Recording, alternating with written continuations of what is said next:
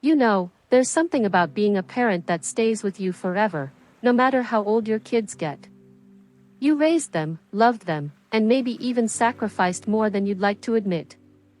And now that they're grown, it's only natural to hope they'll always be there for you in the same way you were there for them. But here's the hard truth: life doesn't always work that way. If you've ever felt disappointed, frustrated, or even a little hurt by your adult children, you're not alone. So many of us hold on to expectations that, deep down, we know might not be fair or realistic. And the longer we hold on to them, the more they can strain our relationships and even our own happiness. That's why today, we're going to talk about 7 things seniors really need to stop expecting from their adult children. This isn't about blame or guilt, it's about freeing yourself from unnecessary heartache and building healthier, happier relationships with the people you love most.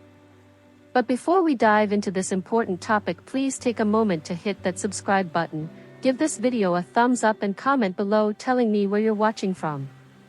I love connecting with all of you from around the world, so now let's begin. Let's start with the first expectation that might be holding you back: waiting for your children to make you their top priority. It's only human to want to feel important in your children's lives. After all, they were the center of your world for so long. But here's the thing: their lives are full now. Careers, spouses, kids of their own, friendships, and 100 other responsibilities. It's not that they don't love you, it's just that their world has expanded. Think about it: when you were their age, were you able to drop everything for your own parents as often as they might have wanted? Probably not. And that doesn't mean you love them any less. It just means life gets busy, and that's okay. Instead of waiting for them to put you first, focus on the moments you do share. A phone call, a visit, even a text, those little things, they matter. And when you let go of the pressure for them to always be there, you might find those moments feel even sweeter. Now, the second expectation that might be causing more harm than good: assuming your children will always agree with your choices. Whether it's how you spend your money, where you live, or even your health decisions, it's easy to hope your kids will nod along and support you without question. But here's the reality: they're going to have their own opinions. And sometimes, they might even challenge you. That doesn't mean they don't respect you. In fact, it often comes from a place of love and concern. Maybe they worry about you living alone or disagree with the financial risk you're taking. It's not about control, it's about caring. Instead of seeing their input as criticism, try to see it as a sign that they're invested in your well-being. And remember, you raised them to think for themselves. Isn't it a little ironic to get upset when they do exactly that? The key here is to keep communication open. Listen to their perspective, but also gently remind them that you get to make the final call. After all, it's your life, and part of being independent means making choices, even if they're not the ones your children would make for you. And that brings us to the third expectation, one that's especially tough for so many of us: believing your children owe you for everything you've done. This one cuts deep because, let's be honest, parenting is a selfless job. You gave your time, energy, and love without keeping score. But if you catch yourself thinking, "After all I've done, they should," stop right there. Love isn't a transaction. Your children don't owe you for raising them. That was your job, your choice, and your gift to them. Holding on to resentment because they aren't repaying you in the way you hoped will only push them away. Instead, focus on the relationship you do have. Appreciate the love they show in their own way, even if it doesn't match your exact expectations. Because here's the beautiful truth: when you let go of these unspoken debts, you make room for a different kind of connection, one built on mutual respect, not obligation. And isn't that what we all really want in the end? So, if you've ever felt that pang of disappointment when your kids don't call as often as you'd like, or when they question your decisions, or even when it feels like they've forgotten all you've done, take a deep breath. You're not alone in those feelings. But the real question is, are those expectations helping you or hurting you? Because the truth is, our children's lives are their own. And the sooner we make peace with that, the happier we, and they, will be. You know, one of the hardest things about getting older is realizing that some of the roles we've played our whole lives, like being the caregiver, the problem solver, or the one who always knows best, start to shift. And that can feel unsettling, even scary. But here's what I've learned: the more we cling to the way things used to be, the more we miss out on the beauty of the way things are. So let's keep moving forward and talk about the fourth expectation that might be quietly causing tension, waiting for your children to fill every emotional void in your life. It's natural to lean on family, especially as we age and our social circles change. But when we expect our adult children to be our only source of companionship, entertainment, or emotional support, we're putting a heavy burden on them, one they weren't meant to carry. Think about it: your kids have their own stresses, their own struggles. They might not always have the bandwidth to be your confidant, your daily entertainment, or your shoulder to cry on. And that's not a reflection of their love for you, it's just reality. This is where it's so important to nurture other relationships and interests. Reconnect with old friends, join a club, volunteer, or even just strike up conversations with neighbors. When you have a full, vibrant life outside of your children, you'll not only feel more fulfilled, you'll also enjoy the time you do spend with them even more, because it won't be weighed down by unmet needs. Now, let's talk about the fifth expectation: assuming your children will always want the same kind of relationship you do. Every family has its own rhythm.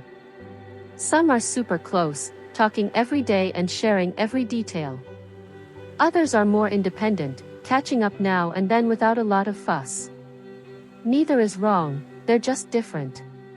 But problems start when we expect our kids to match our ideal level of closeness. Maybe you'd love weekly family dinners, but your son prefers monthly visits. Or you long for long heart-to-heart talks, but your daughter is more of a just the facts kind of communicator. It's easy to take that personally, but here's the thing: their way of showing love isn't a rejection of you. It's just their way. Instead of resenting the gap between what you want and what they give, try meeting them where they are. Appreciate the effort they do make, even if it's not exactly how you do it. And who knows? When they feel accepted rather than criticized, they might just surprise you by opening up more. And that brings us to the sixth expectation, one that's especially tough for those of us who've always been the strong ones: believing your children will instinctively know what you need. We often think, if they really loved me, they'd just know. But here's the truth: no one is a mind reader, not even your kids. If you're lonely, say so. If you'd love help with something, ask. It's not weakness, it's honesty. I'll tell you a little story.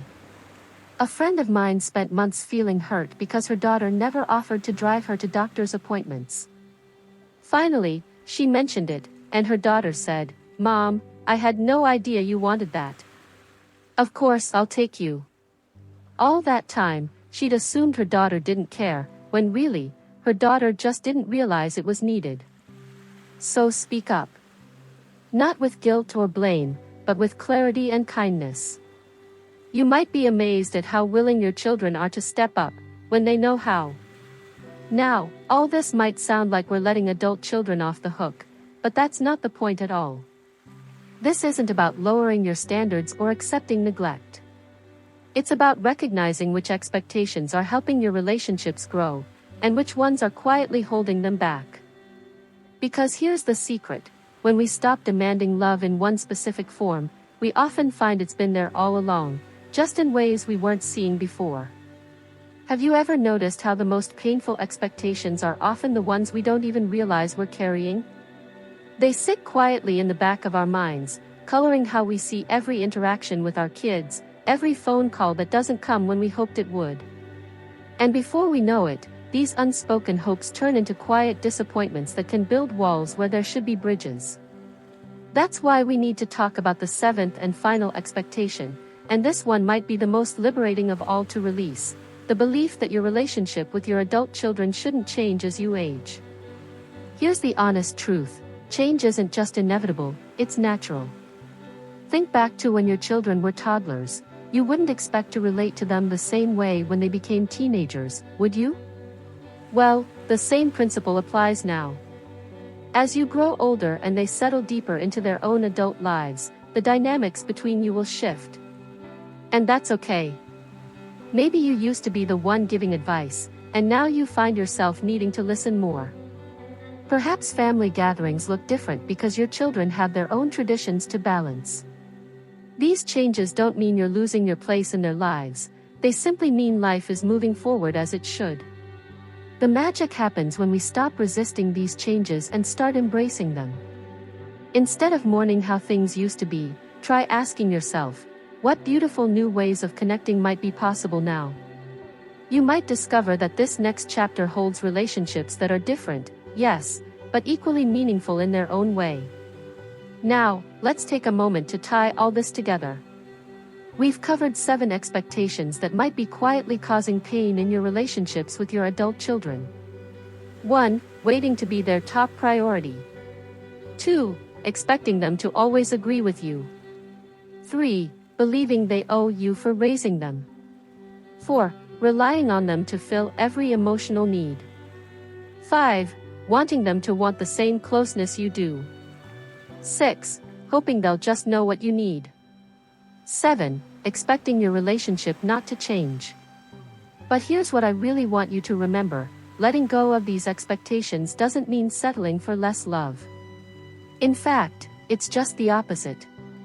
When we release the rigid pictures in our minds of how things should be, we make room to appreciate all the wonderful ways our children do show up in our lives. That granddaughter who sends you funny memes even though she's bad at calling? That's love. Your son who grumbles about helping you with technology but always comes through? That's love too. The quiet moments when you realize, despite all the changes, that the bond you share is still there, just in a different form? That might be the purest love of all. So as we move forward, I want you to consider this. What if the key to happier relationships with your adult children isn't about changing them at all, but about changing what you choose to see? Because when we look past our disappointments to the love that's already there, something beautiful happens. We find peace with the way things are, and open our hearts to all the ways they can still become. You know, there's something powerful that happens when we start seeing our relationships with adult children through clearer eyes. It's like when you clean a window you didn't realize was foggy. Suddenly, everything looks brighter, sharper, more beautiful than you remembered. That's what happens when we take off the glasses of expectation and see what's really there. But I'll be honest with you, this kind of clarity doesn't come easy.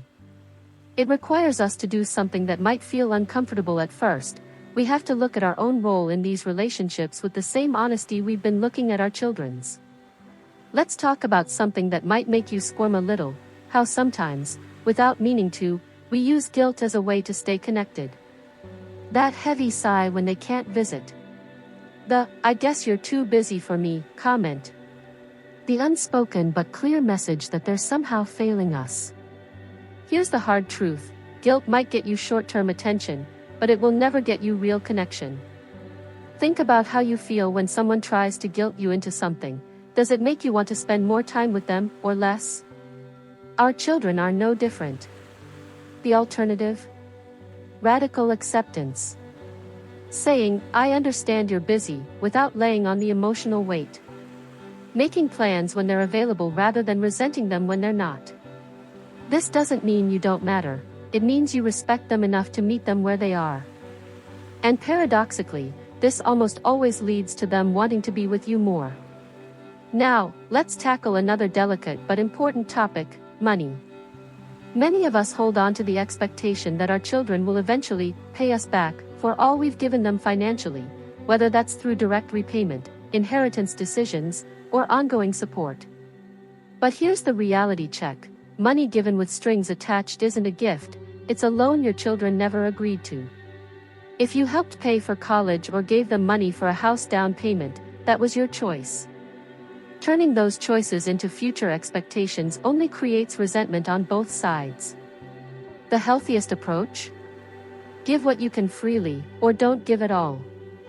Have clear conversations about any financial support that involves repayment. And most importantly, never use money as leverage to get the relationship you want. Financial ties might create obligation, but they'll never create the genuine love and connection we all crave. This brings us to perhaps the most sensitive expectation of all, that our children will care for us in our old age exactly the way we imagine. We all have visions of how our later years might look. Maybe you imagine your daughter visiting daily, or your son moving you into his home. But here's what we forget: our children have their own lives, limitations, and capacities. They might show their care in different ways, helping research-assisted living options rather than providing hands-on care, or managing your finances rather than being physically present every day. The key is to separate the act of caring from the method of caregiving. Your worth isn't determined by how much your children physically care for you. Their love isn't measured by whether they become your primary caregivers. When we make peace with this, we open ourselves to receiving love in whatever form it comes, and that's when we often find we're more supported than we realized. As we near the end of our conversation, I want you to consider this: every expectation we've talked about today comes from the same beautiful place, your deep love for your children. That will never change.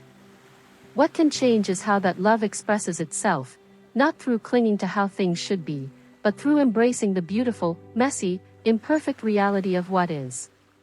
Isn't it remarkable how the most important life lessons often come wrapped in the most ordinary moments? I remember watching my granddaughter the other day.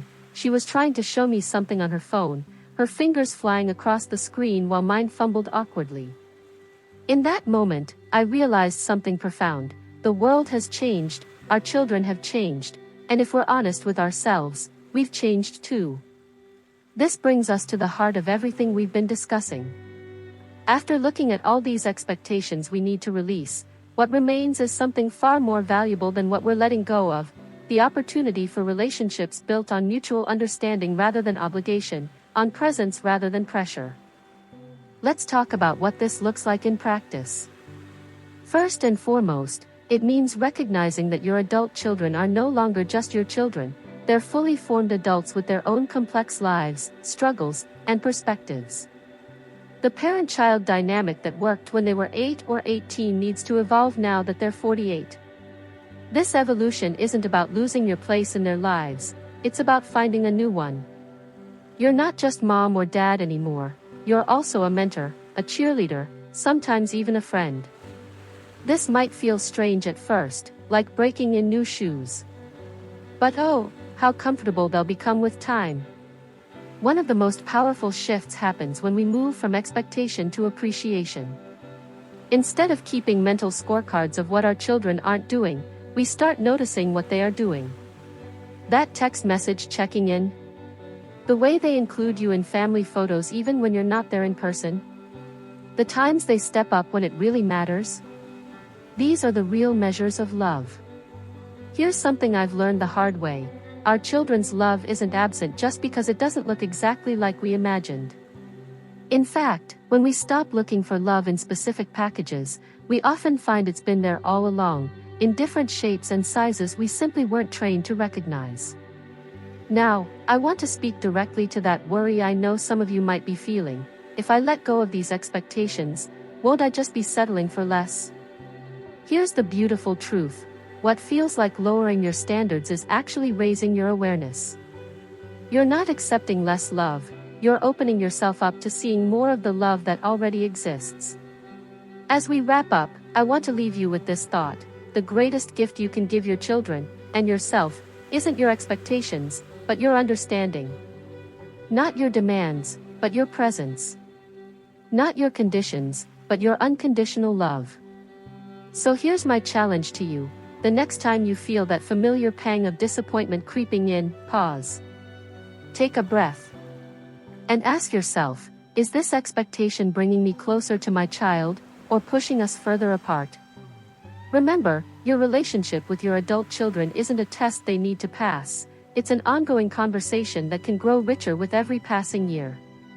The best chapters might still be ahead if we're willing to write them together. If this conversation resonated with you, I'd love to hear your thoughts in the comments below. What expectations have you had to rethink in your own family relationships? Your wisdom might be exactly what another viewer needs to hear today. Don't forget to like this video if it helped you, and subscribe for more honest conversations about navigating life's later chapters with grace and joy. After all, we're in this together, and there's so much good still to come. Here's to building relationships that honor both your wisdom as a parent and your children's journey as adults. May we all find the beauty in what is, rather than clinging to what we think should be.